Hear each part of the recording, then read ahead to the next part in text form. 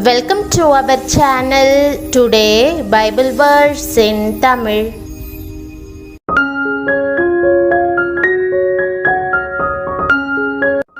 இன்றைய வசனம் ரோமர் 8ஆம் அதிகாரம் 14ஆம் வசனம். கிறிஸ்துவுக்குள் பிரியமானவர்களே, நம்முடைய ஆண்டவரும் இரட்சகருமான இயேசு கிறிஸ்துவின் வல்லமையுள்ள நாமத்தில் உங்களை வாழ்த்துகிறேன். எவர்கள் தேவனுடைய ஆவியினாலே நடத்தப்படுகிறார்களோ அவர்கள் தேவனுடைய புத்திரராய் இருக்கிறார்கள் என்ற வசனத்தை இன்று நாம் தியானிப்போம்.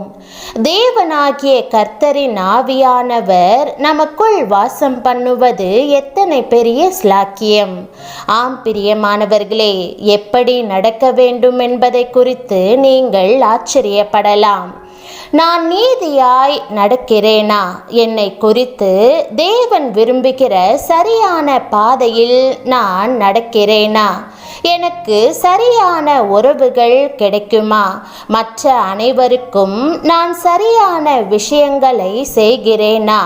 உங்கள் நம்பிக்கை உங்களை மட்டுமே சார்ந்திருப்பதால் பல நேரங்களில் நம்பிக்கையை நீங்கள் இழக்க நேரிடுகிறது.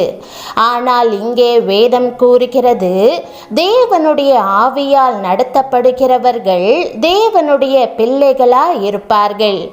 அவர்கள் தேவனுடைய பிள்ளைகளாக தங்கள் வாழ்க்கையில் கிரியைகளை செய்வார்கள். மேலும் மற்றவர்கள் அவர்களில் தேவனை அடையாளம் காண்பார்கள். தேவனுடைய ஆசீர்வாதங்கள் அவர்களின் வாழ்க்கையில் தொடரும். அவர்கள் வாழ்க்கையில் எதுவும் குறையாது. அப்படியானால் தேவனுடைய பிள்ளையாக இருப்பது எப்படி? யோவான் 1:12 அவருடைய நாமத்தின் மேல் விசுவாசம் உள்ளவர்களாய் அவரை ஏற்றுக்கொண்டவர்கள் எத்தனை பேர்களோ அத்தனை பேர்களும் தேவனுடைய பிள்ளைகளாகும்படி அவர்களுக்கு அதிகாரம் கொடுத்தார் என்று வேதம் கூறுகிறது. முதல் காரியம், நீங்கள் இயேசுவை ஏற்றுக்கொள்ள வேண்டும். இரண்டாவது காரியம், இயேசு தம்முடைய இரத்தத்தை சிந்தி அவருடைய பிள்ளைகளாகிய உங்களை விலைக்கிரயமாய் வாங்கியிருக்கிறார் என்று நம்புவது. அத்தகையவர்களுக்கு அவர் தேவனுடைய பிள்ளையாக மாறும் உரிமையை வழங்குகிறார். ரோமர் 8:9 தேவனுடைய ஆவி உங்களில் வாசமாயிருந்தால் நீங்கள் மாம்சத்துக்குட்பட்டவர்களாயிராமல் ஆவிக்குட்பட்டவர்களாயிருப்பீர்கள். கிறிஸ்துவின் ஆவி இல்லாதவன் அவருடையவன் அல்ல. 1 கொரிந்தியர் 12:3 பரிசுத்த ஆவியினாலேயன்றி இயேசுவை கர்த்தரென்று ஒருவனும் சொல்லக்கூடாதென்று வேதம் கூறுகிறது. ஆகவே இன்று உங்களை அவருடைய பரிசுத்த ஆவியால் நிரப்பும்படி தேவனிடம் மன்றாடுங்கள். பரிசுத்த ஆவி உங்களுக்குள் வரும்போது நீங்கள் தேவனுடைய பிள்ளை என்பதை ஒப்புக்கொள்வீர்கள். நீங்கள் தேவனுடைய பிள்ளை என்ற நம்பிக்கை உங்களுக்கு வரும். மேலும் உங்களில் இருக்கும் இயேசு கிறிஸ்துவின் மூலம் நீங்கள் எல்லாவற்றையும் ஜெயங்கொள்வீர்கள். இன்று தேவன் உங்களுக்கு இந்த கிருபையை கொடுப்பாராக. உம்முடைய சத்தியத்திலே என்னை நடத்தி என்னை போதித்தருளும். நீரே என் இரட்சிப்பின் தேவன்.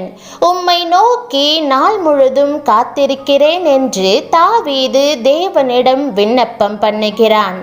தேவனுடைய ஆவியானவர் மாத்திரமே நமக்கு போதிப்பவரும் நம்மை சத்தியத்தின் பாதையில் நடத்துகிறவருமானதால் தேவனுக்கு காத்திருந்து ஆவியானவரை பெற்றுக்கொள்வது அவசியம். சத்திய ஆவியாகிய அவர் வரும்போது சகல சத்தியத்திற்குள்ளும் உங்களை நடத்துவார் என்று வேதம் கூறுகிறது. தேவனுடைய ஆவியானவர் உங்களுக்கு போதிக்கும் போது நீங்கள் நீதியின் வழியில் நடக்க ஆரம்பிப்பீர்கள் என்பதே இதன் பொருளாகும். நீங்கள் ஒருபோதும் மாம்சீக விருப்பங்களுக்கு செவி கொடுக்க மாட்டீர்கள். ஒருபோதும் தடுமாற மாட்டீர்கள். ஆகவேதான் இயேசு பரிசுத்த பரிசுத்த ஆவியை தேற்றரவாளன் என்று கூறுகிறார். ஆவிக்குரிய வழிகாட்டுதலை பெறுவதற்காக நாம் ஆவியானவரால் நிரப்பப்பட பிரயாசப்பட வேண்டும். நாம் ஆவியானவரால் நிறைந்திருக்க வேண்டும் என்று பவுல் அறிவுறுத்துகிறார்.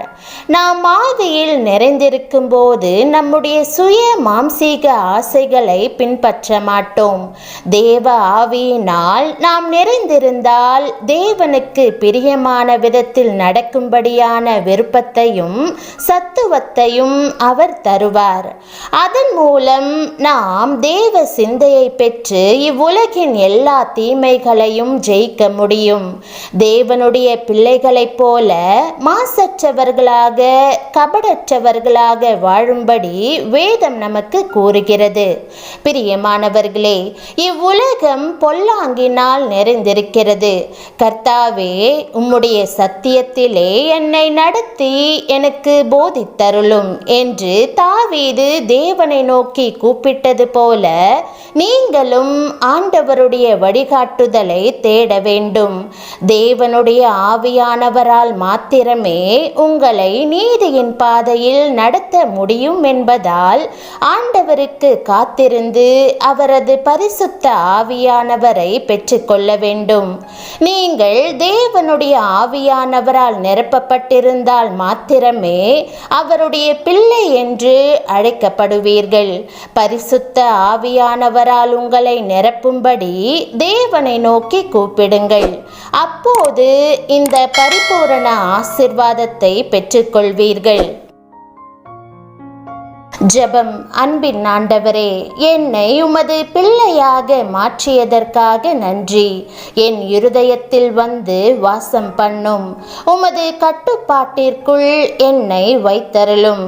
கர்த்தராகிய இயேசுவை நிரப்பிய ஆவியால் என்னையும் நிரப்பி வழி நடத்தும். என் மூலம் ஜனங்கள் உம்மை அடையாளம் கண்டு கொள்ளட்டும்.